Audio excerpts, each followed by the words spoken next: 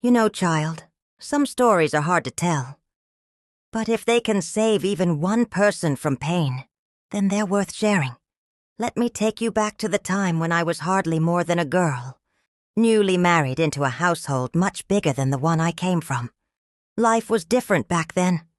Women stayed home, men worked outside, and families lived together under one roof.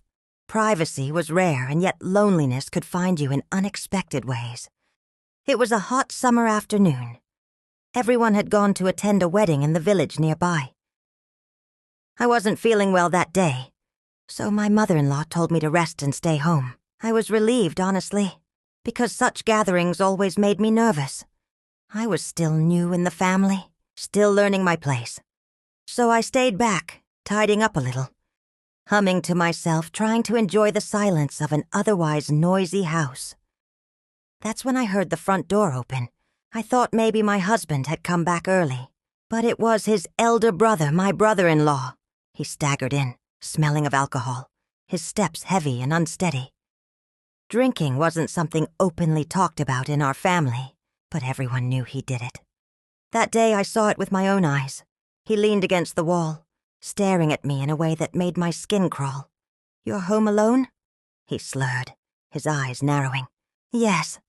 Everyone went to the wedding." I replied softly, trying to avoid his gaze.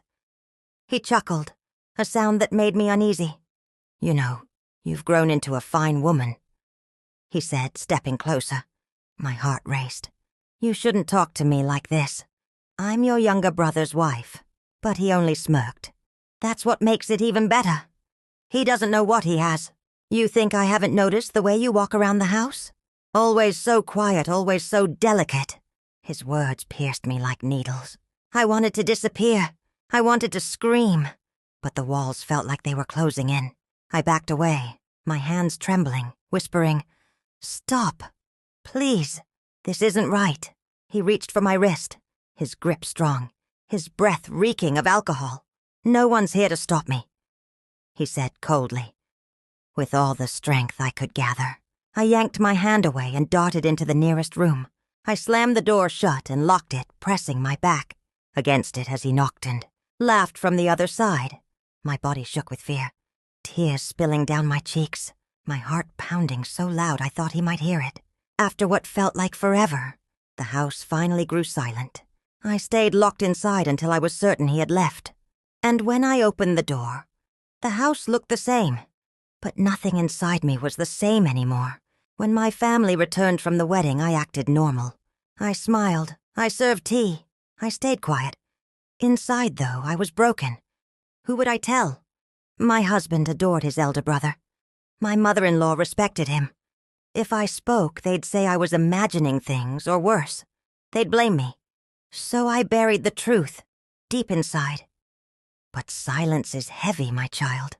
It's heavier than any stone you'll ever carry.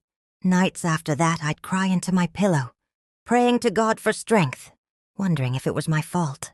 Maybe I shouldn't have stayed home. Maybe I shouldn't have smiled when serving food. Maybe I should have spoken harsher to him before. My mind twisted everything, always finding a way to blame myself. But as years passed, I realized something. His weakness was not my responsibility. His desires, his actions, his shame, those belonged to him alone. What made him act that way? It wasn't me. It wasn't my clothes. It wasn't my silence. It was his lack of character, his inability to control himself, his failure as a man and as a brother. How did I cope? Slowly, painfully, I buried myself in my faith. I told myself that God saw everything, even the tears I never showed. I found comfort in raising my children with love, teaching them respect, making sure they would never grow into men like him. That was my way of healing, turning my pain into a lesson for the next generation. Even now, sometimes, when I close my eyes, I hear his laugh outside that locked door. But then I hear my own voice inside me, the voice that finally says, "You were never at fault. You were innocent. You survived." And that is what I want you to remember, my child. If ever you find yourself in such a dark moment, don't carry it alone the way I did. Speak up. Trust someone. Don't let shame silence you. Because shame belongs to the wrongdoer, not the victim. I share this now not because it's easy, but because it's necessary. If even one girl or boy listening finds courage to protect themselves, then my pain has turned into purpose. And maybe, just maybe, the little girl I once was can finally rest in peace. Thank you for listening to my story. If it touched your heart, please share it so that more voices can find strength and no child ever feels alone again. Don't forget to like, subscribe, and stay connected for more conversations that matter.